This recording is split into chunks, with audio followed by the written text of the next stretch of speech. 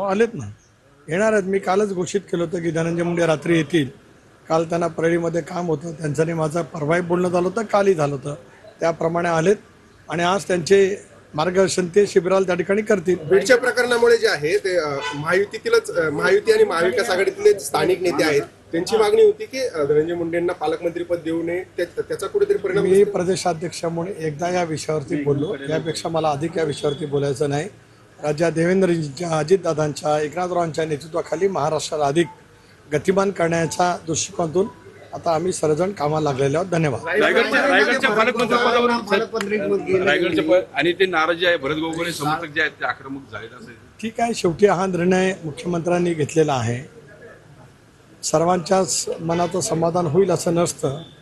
त्यामुळे जो निर्णय माननीय मुख्यमंत्री दोन्ही नेत्यांनी घेतलेला आहे त्याचा आदर सर्वांनी राखलाच पाहिजे.